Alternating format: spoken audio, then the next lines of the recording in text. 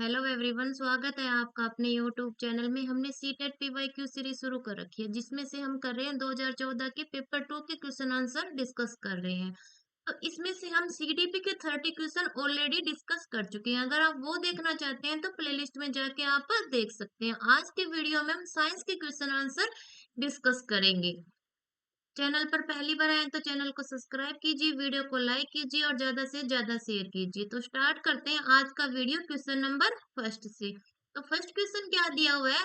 मानव उत्सर्जन तंत्र के विषय में नीचे दिए गए कथनों का अध्ययन कीजिए।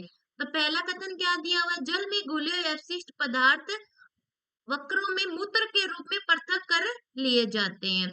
दूसरा क्या? मूत्राशय में संचित मूत्र मूत्र मार्ग जिसका दूसरा सिरा मूत्र अंदर से जुड़ा होता है से होकर बाहर निकाल दिया जाता है। तीसरा है मूत्र वाहिनियों से होता हुआ मूत्र मूत्राशय में जाता है। 4 नंबर ऑप्शन क्या दिया? उपयोगी पदार्थों को रक्त में पुनः अवशोषित कर लिया जाता है। क्या है? 5 नंबर ऑप्शन क्या दिया? उपयोगी और हानिकारक दोनों ही प्रकार के पदार्थों से युक्त रक्त निस्यंदन के लिए वक्रों में पहुंचता है। तो इसमें क्या है कि हमें जो मानव का उत्सर्जन तंत्र है उसके बारे में कुछ कथन दिए हुए हैं कि कैसे ये किस प्रकार से कौन सा कार्य पहले होगा और कौन सा कार्य बाद में होगा, वो हमें बताना है। तो मानव उत्सर्जन तंत्र का पहला हिस्सा आपको पता है क्या होता है? वक्र होता है, जिसे क्या कहते हैं? वक्र को क्या कहा जाता है? वक्र को कहा जाता है किडनी, जिसे हम क्या कहते हैं? किडनी कहते हैं। तो दो होते हैं, आपको पता है कि इनका क्या कार्य है, कौन सा कार्य पहले होगा वो हमें बताना है। आपको पहले पता है कि उपयोगी और अनुपयोगी में से पहले तो वो छांटा जाएगा कि कौन सा उपयोगी और कौन सा अनुपयोगी है। वो वक्रों में पहुंचेगा, वहां से वक्र उसमें से छांटेगा कि कौन सा उपयोगी है। अगर उपयोगी है तो उसको वापस से रक्त में, उससे उपयोगी पदार्थों को रक्त में वापस से ले लिया जाएगा और जो बचेगा वो वक्र में पहुंचेगा और उससे क्या होगा? जल में से वापस से क्या, जो अपशिष्ट पदार्थ घुले हुए हैं उनको वक्रों में मूत्र के रूप में बाहर निकाल दिया जाएगा। ये हमें बताना है। तो पहले क्या होगा? उपयोगी और हानिकारक दोनों ही प्रकार के पदार्थों से युक्त रक्त, यानी उसमें उपयोगी भी होंगे और हानिकारक भी होंगे। जो दोनों से ही युक्त रक्त कहाँ पहुंचेगा? वक्र में पहुंचेगा और फिर वहां से वक्र उसमें से छांटेगा कि कौन सा उपयोगी है उसमें से वापस से उसके जो पौष्टिक जो भी है रक्त में पुनः अवशोषित कर लिए जाएंगे। उपयोगी पदार्थों को रक्त में पुनः अवशोषित कर लिया जाएगा। तो पहले क्या आएगा? उपयोगी और अनुपयोगी वाला आ जाएगा। तो ई आएगा सबसे पहले। तो ई देखिए कौन से ऑप्शन में? एक तो 2 नंबर ऑप्शन में ई दिया और एक 4 नंबर ऑप्शन में पहले ई दिया। अब देखिए आगे वाला कौन सा आना चाहिए? आगे वाला आना चाहिए कि जो उपयोगी है उनमें से उनको रक्त में पुनः अवशोषित कर लिया जाएगा। तो फिर आना चाहिए डी। तो दोनों में ही डी दिया हुआ है। तो आगे देखते हैं आगे कौन सा आना चाहिए। आगे आना चाहिए हमारा, फिर जो जल में घुले अपशिष्ट पदार्थ है वक्रों में मूत्र के रूप में पृथक कर लिए जाते हैं, यानी उनको फिर जो अपशिष्ट पदार्थ है उनको मूत्र के रूप में अवशोषित कर लेगा। फिर आना चाहिए हमारा ए नंबर ऑप्शन। ठीक है, फिर क्या आना चाहिए? फिर आना चाहिए मूत्र वाहिनियों से होता मूत्र फिर कहाँ जाएगा? मूत्राशय में जाएगा। कहाँ जाएगा? फिर मूत्राशय में जाएगा। फिर आना चाहिए हमारा सी नंबर ऑप्शन। तो ई डी ए, ये 2 नंबर ऑप्शन और 4 नंबर दोनों में ही सेम है, पर जो 4 नंबर ऑप्शन इसमें सी दे दिया और इसमें बी दे दिया। तो यहीं से आपको पता चल गया कि कौन सा ऑप्शन सही रहेगा। तो 2 नंबर ऑप्शन हमारा सही हो जाएगा 61 नंबर क्वेश्चन का। नेक्स्ट क्वेश्चन क्या दिया? नेक्स्ट क्वेश्चन है अमीबा के पादाप किसमें सहायता करते हैं, यानी अमीबा के जो पादाप हैं जो पैर जैसे दिखाई देते हैं वो किस काम आते हैं वो हमें बताने हैं। तो आपको पता है ये क्या होती है? एक कोशिका होती है। ठीक है, ये क्या करेंगे? इनका क्या काम होता है? इसके जो पादाप है, यानी ऐसे ये पड़ी हुई एक ऐसी संरचना सी होती है। ठीक है, इसमें क्या होता है? इसके जो पादाप है वो क्या सहायता करेंगे वो हमें बताना है। तो ये इसको गति देते हैं, यानी एक स्थान से दूसरे स्थान पर पहुंचाने में और भोजन को पकड़ने में, यानी इनको भोजन कहाँ से मिल रहा है? इन्हीं की सहायता से ये भोजन को पकड़ेंगे। ठीक है, तो क्या काम करेंगे? पादाप होते हैं वो गति देने में और भोजन पकड़ने में अमीबा की सहायता करेंगे। तो 62 का 4 नंबर ऑप्शन राइट हो जाएगा। नेक्स्ट क्वेश्चन क्या दिया? नेक्स्ट क्वेश्चन है नीचे कुछ जीव दिए गए हैं। ठीक है, पहला है यीस्ट, फिर 2 नंबर पे खटमल, 3 नंबर पे जोंक, 4 पे अमरबेल, 5 पे शैवाल, 6 पे जू, 7 पे छत्रक मशरूम और 8 नंबर पे लाइकेन दी हुई है। इसमें से हमें बताना है कि परजीवी कौन सा है, यानी परजीवी को छांटना है हमें। तो परजीवी क्या होता है, जो दूसरों पर आश्रित होता है, यानी जो अपना भोजन, जो अपने जीवन के लिए दूसरों पर डिपेंड होगा, वो है परजीवी, यानी दूसरों पर निर्भर रहने वाला, वो है परजीवी। तो इसमें से छांटना है कौन सा परजीवी है। आपको पता है खटमल क्या होता है, दूसरों पे निर्भर होता है, ठीक है। जैसे हमारे ऊपर मच्छर बैठता है तो वो हमारा खून पीता है, यानी किसी दूसरे जीव पे निर्भर हो गया, वो खटमल हो गया पहला। तो फिर जोंक, जोंक भी ऐसे ही दूसरों पर निर्भर होती है। फिर क्या आएगा, फिर आना चाहिए, आपको पता है क्या, अमरबेल। अमरबेल क्या होती है, वो भी दूसरों पर निर्भर होती है, एक परजीवी होती है। खटमल और जोंक, बी सी, बी सी देखिए कौन सा ऑप्शन है, बी और सी, बी भी है सी भी है, यानी दो में भी है और तीन में भी है। और फिर आना चाहिए अमरबेल, अमरबेल डी। तो डी आ गया हमारा 3 नंबर ऑप्शन में है, खटमल, जोंक, ये अमरबेल। और क्या आना चाहिए, जू। जू आपको पता है, हमारे सर में मान लो बोलते हैं जू हो गई, तो क्या वो हम पे ही निर्भर होगी, उसको भोजन कहाँ से मिल रहा है, हमारे सर के अंदर से ही मिल रहा है, यानी हमारे ऊपर डिपेंड है, वो परजीवी है। क्या आ जाएगा, खटमल, जोंक, अमरबेल और जू, ये क्या है, परजीवी के उदाहरण है, वही हमें बताना है। तो क्या आ जाएगा, 3 नंबर ऑप्शन राइट हो जाएगा 63 का। नेक्स्ट क्वेश्चन क्या दिया, नेक्स्ट क्वेश्चन है कॉलम ए में वैज्ञानिकों के नाम दिए गए हैं और कॉलम बी में कुछ खोज दी गई है।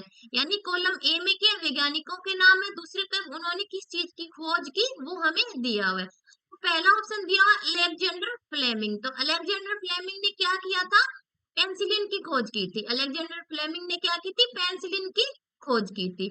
एडवर्ड जेनर ने क्या किया था, चेचक के टीके का आविष्कार किया था। क्या किया था, चेचक के टीके का आविष्कार किया। तो देखिए ए को मिला दिया हमने 4 नंबर से, एडवर्ड जेनर को मिला दिया 5 नंबर से, बी हो गया। तो देखिए कौन सा ऑप्शन सही होगा, ए का 4।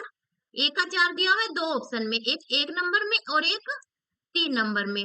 बी पे दिया हुआ है हमने किससे मिलाया, चेचक का टीका 5 से, यानी बी को मिलाया 5 से। तो 5 देखिए सिर्फ पहला ही ऑप्शन ऐसा है जिसमें बी में 5 है, यानी 1 और 3 में से फर्स्ट ऑप्शन ही हमारा राइट हो जाएगा। और लुई पास्चर ने क्या किया था, लैक्टोबैसिलस जीवाणु के बारे में खोज की थी, जो दूध को दही में बदलता है, उसको किसने किया था, लुईस पास्चर ने। और रॉबर्ट कोच ने क्या किया था, रॉबर्ट कोच ने क्या था, एंथ्रेक्स जीवाणु के बारे में बताया था। तो ये हमने बता दिया, तो पहला ऑप्शन सही हो जाएगा 64 का। नेक्स्ट क्वेश्चन क्या दिया हुआ है, जैवमंडल आरक्षण, आरक्षित क्षेत्र से संबंधित सही कथन को चुनना है हमें। तो क्या आएगा, जैवमंडल क्या होगा, जहाँ जीवन संभव है। और आरक्षण का मतलब होगा कि वहां पे हम उन जीवों को रख रहे हैं जो वहां पे, यानी उस प्रकार की विविधता को वहां पे रखा जा रहा है जो वहां पे या तो कम हो रही है या वहां पे वो चीज ज्यादा है। तो जैवमंडल आरक्षण उसी से संबंधित हो गया। जैवमंडल तो हो गया जहाँ पे जीवन संभव है, यानी हर प्रकार की जो जीवन जीने के लिए स्थिति चाहिए वो वहां पे जरूरी है, यानी जहाँ पे जल भी हो, ठीक है, जहाँ पे तीनों स्थितियां मिल रही हो, जल, वायु और स्थल, वो है हमारा जैवमंडल।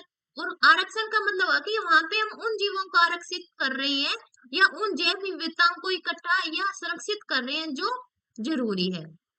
तो कौन सा सही आ जाएगा, 65 नंबर क्वेश्चन का आ जाएगा हमारा, ये वे सुरक्षित क्षेत्र हैं जो केवल विशेष क्षेत्रीय स्पीशीज के संरक्षण के लिए बनाए जाते हैं।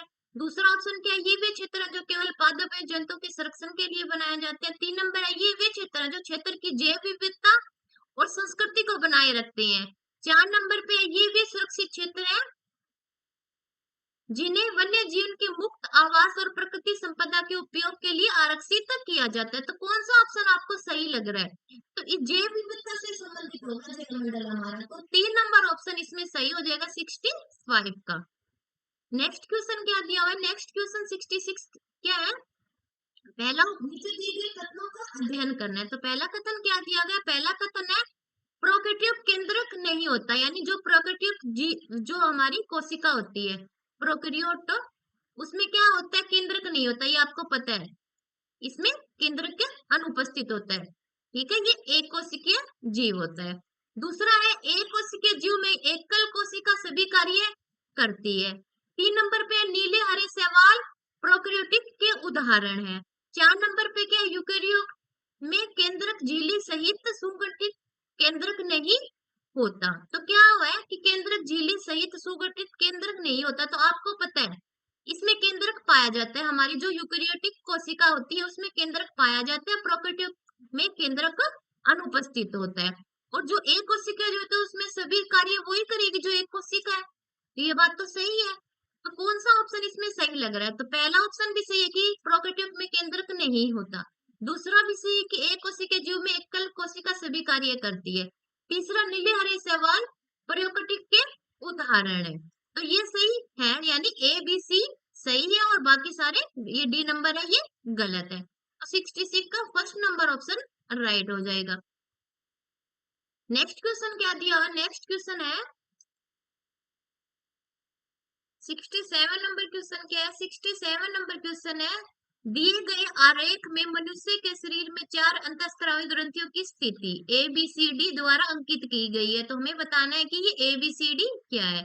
ये मानव शरीर का चित्र दिया गया है, इसमें ए बी सी डी के द्वारा इनको बताया गया अंतःस्रावी ग्रंथियों को। तो हमें बताना है ये ए बी और सी डी क्या है इस क्वेश्चन में। तो आपको पता है यहाँ पे तालु के नीचे कौन सी ग्रंथि पाई जाती है? पीयूष ग्रंथि पाई जाती है, जिसे मास्टर ग्रंथि भी कहते हैं। तो पहला ऑप्शन ए किसको इंगित करेगा?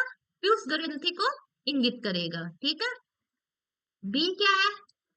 बी है हमारी थायराइड ग्रंथि, यानी गले में जो पाई जाती है। ठीक है, वो हो गई थायराइड ग्रंथि।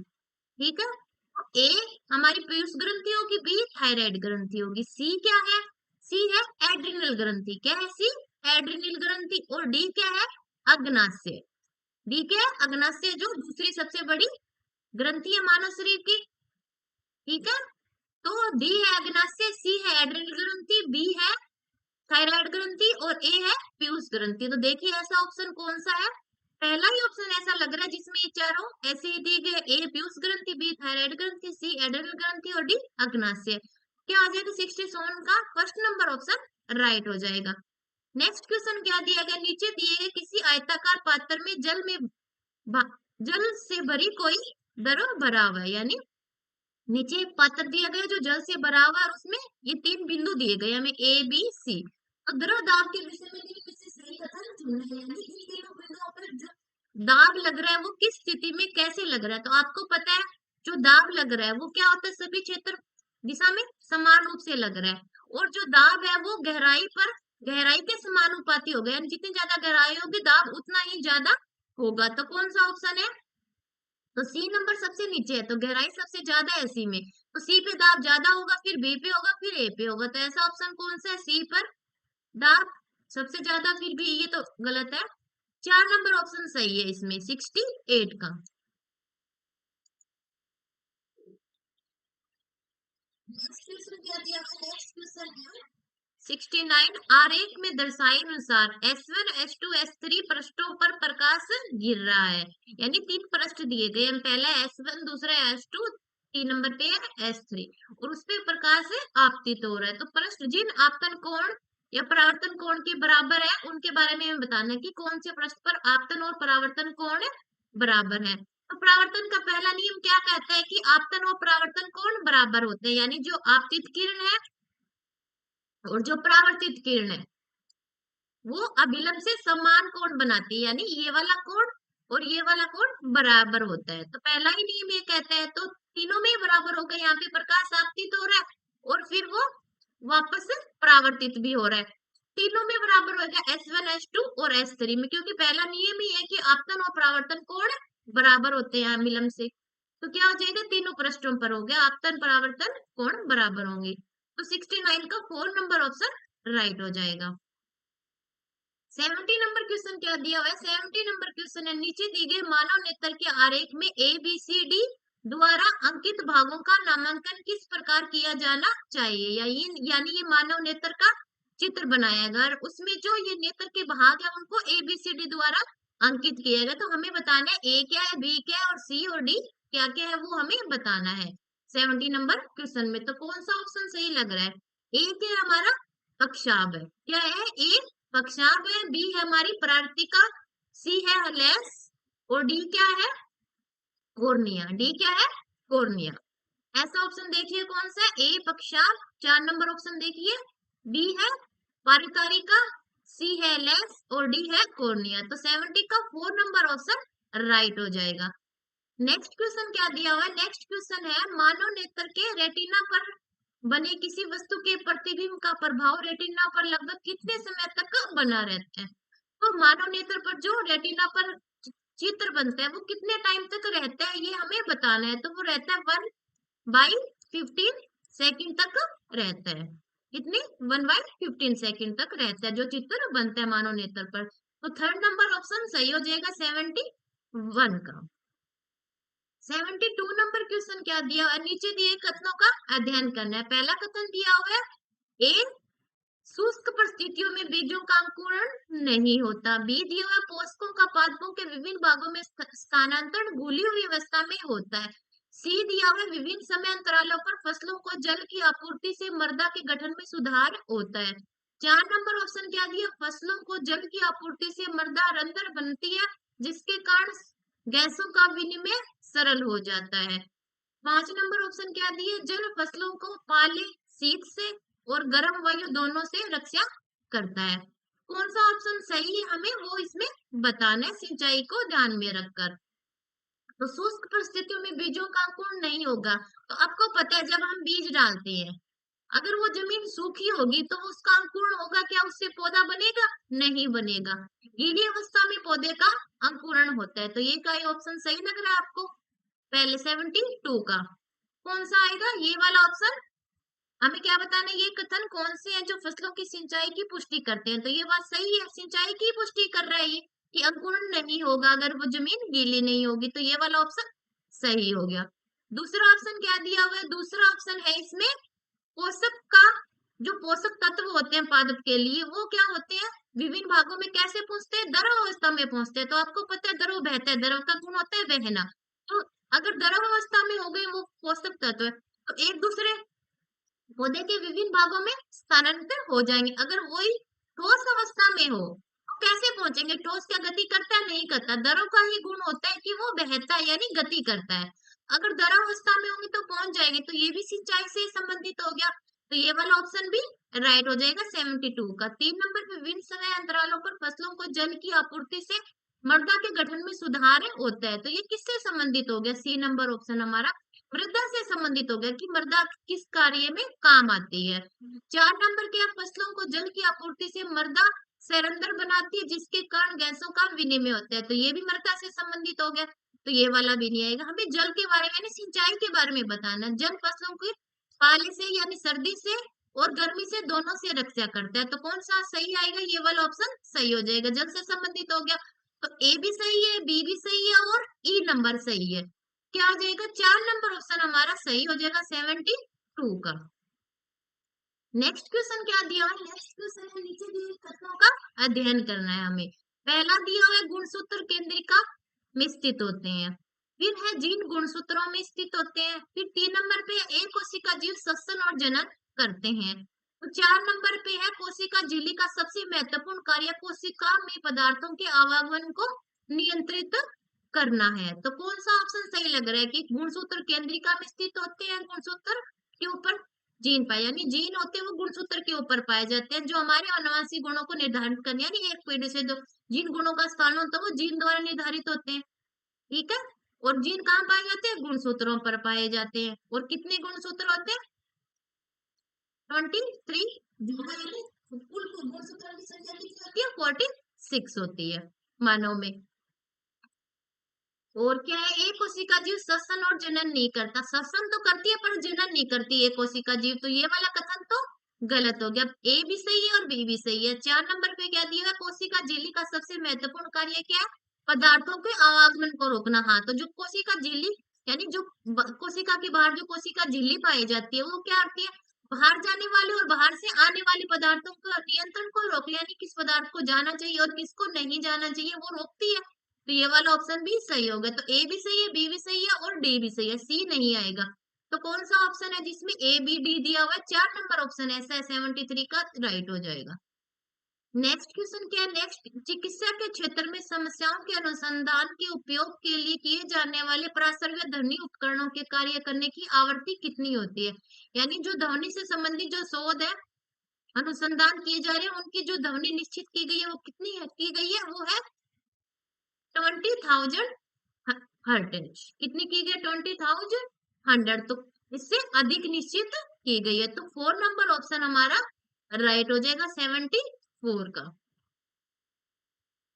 5 नंबर के ये 75 नंबर क्वेश्चन क्या दिया हुआ है? लोहे के एक ठोस आयताकार गुटके को किसी मेज के शीर्ष पर इसके विभिन्न फलकों को मेज के स्पर्श करते हुए रखा गया है। विभिन्न प्रकरणों में लोहे का यह ठोस गुटका आरोपित करे, यानी मेज पे कोई लोहे का गुटका रखा गया है और उसको पलट पलट के रख रहे हैं, यानी पहले उसकी ये वाले फलक को मेज के टच करा के रख रहे हैं, फिर इसको दूसरी साइड से रखते हैं, यानी उसके अलग अलग फलक को मेज से टच करवा रहे हैं। तो आपको पता है जो गुटके का वेट है, यानी जो मास है, वो टेबल पे इक्वल फोर्स लगाएगा क्योंकि मास नहीं बदल रहा है, पर उसके जो फलक है यानी उसकी जो सतह है वो अलग अलग टच हो रही है मेज को, तो वो क्षेत्रफल तो अलग हो गया उसका।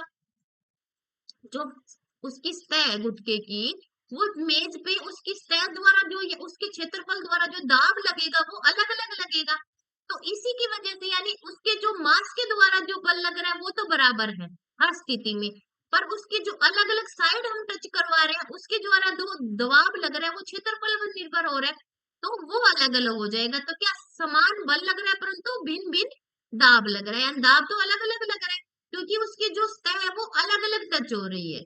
पहले ये वाली हुई और फिर ये, यानी क्षेत्रफल उनका बदल रहा है, क्यों? दाब क्षेत्रफल पर निर्भर करेगा और जो बल लग रहा है वो मास पर निर्भर कर रहा है, गुटके के दाब उसके जो वेट है उस पे निर्भर कर रहा है। तो कौन सा सही हो जाएगा? समान बल लग रहा है परंतु भिन्न भिन्न दाब लग रहा है। तो 75 का 2 नंबर ऑप्शन राइट हो जाएगा हमारा।